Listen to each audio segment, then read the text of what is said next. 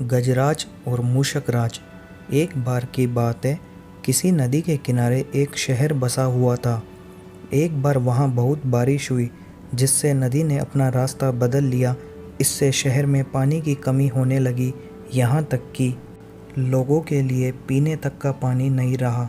धीरे धीरे लोग उस शहर को छोड़कर जाने लगे और एक वक्त आया जब पूरा शहर खाली हो गया और वहाँ सिर्फ चूहे ही रह गए।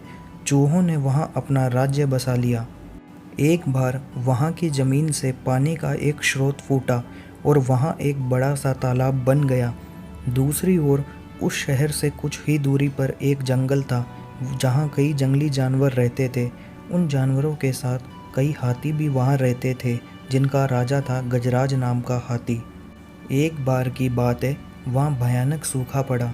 सभी जानवर पानी के लिए हाहाकार मचाने लगे।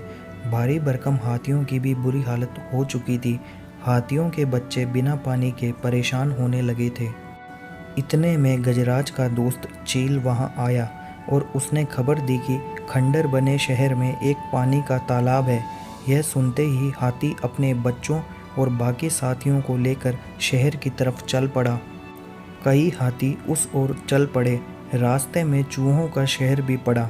उन विशाल हाथियों के पैरों तले कई चूहे दबकर मर गए। इतना ही नहीं, हाथी फिर उसी रास्ते से वापस आए और कई और चूहे फिर मारे गए।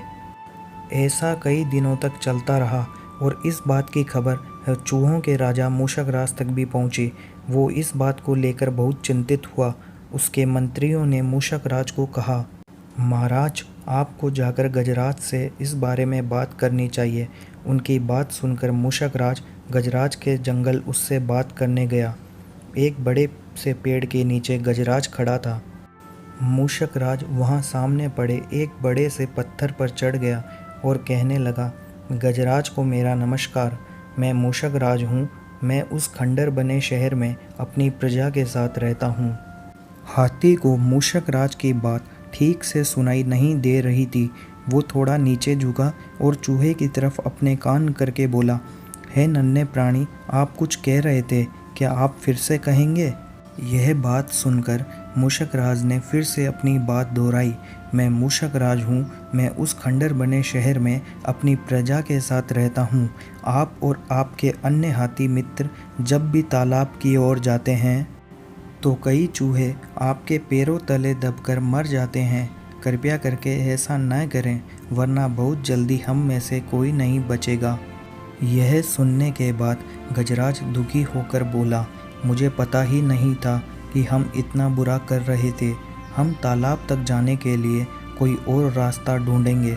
यह सुनते ही चूहा बहुत खुश हुआ और बोला, गजराज, आपने मुझ जैसे छोटे से प्राणी की बात सुनी। मैं आपका आभारी हूँ। भविष्य में कभी भी अगर आपको किसी मदद की ज़रूरत हो तो मुझे ज़रूर बताएं। गजराज ने मन में सोचा कि यह इतना छोटा सा जीव मेरे किस काम आएगा, इसलिए उसने चूहे को मुस्कुराकर विदा किया।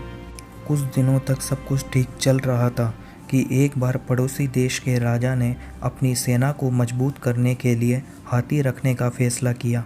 राजा के मंत्री और उनकी सेना ने जंगल में कई हाथी पकड़े। हाथियों के पकड़े जाने की चिंता गजराज को सताने लगी। एक रात गजराज इसी चिंता में जंगल में टहल रहा था कि अचानक उसका पैर सूखी पत्तियों में छिपाए जाल पर पड़ा और वो जाल में फंस गया। हाथी जोर जोर से चिंघाड़ने लगा, लेकिन कोई उसकी मदद के लिए नहीं आया। इसी बीच एक भैंस ने हाथी की आवाज़ सुनी। वो गजराज का बहुत आदर सम्मान करता था, क्योंकि एक बार गजराज ने भैंस को गड्ढे से निकालकर उसकी जान बचाई थी। गजराज को जाल में फंसा देख वो बहुत चिंतित हुआ और बोलने लगा, गजराज, मैं आपकी मदद के लिए क्या करूं? अपनी जान देकर भी मैं आपकी मदद करूंगा गजराज। गजराज ने कहा, तुम जल्दी से जाकर उस खंडर शहर में रहने वाले मूषकराज को मेरी खबर दो। मूषकराज की बात सुनकर भैंस दौड़ता हुआ मूषकराज के पास गया और उसे सारा हाल बताया। मूषकराज ने जैसे ही यह बात सुनी, वो अपने कई सैनिकों को लेकर भैंस की पीठ पर बैठ गया और गजराज के पास पहुंचा। फिर चूहों ने मिलकर जाल को काट दिया और गजराज आज़ाद हो गया। इसके बाद गजराज ने मूषकराज को धन्यवाद कहा। सभी खुशी खुशी रहने लगे। गजराज और मूषकराज की दोस्ती भी गहरी हो गई। कहानी से सीख, कोई भी प्राणी छोटा नहीं होता है, ज़रूरत होती है तो बस प्यार और विश्वास की। आपसी प्यार हर तरह के दुखों को दूर कर सकता है। तो दोस्तों, आपको आज की कहानी कैसी लगी? अगर अच्छी लगी तो इस कहानी को एक लाइक कीजिए, अपने दोस्तों के साथ शेयर कीजिए, और अभी तक आपने चैनल को सब्सक्राइब नहीं किया है तो चैनल को सब्सक्राइब कीजिए, ताकि जब भी मैं वीडियोस अपलोड करूं आप लोगों को उसकी नोटिफिकेशन मिल जाए। धन्यवाद।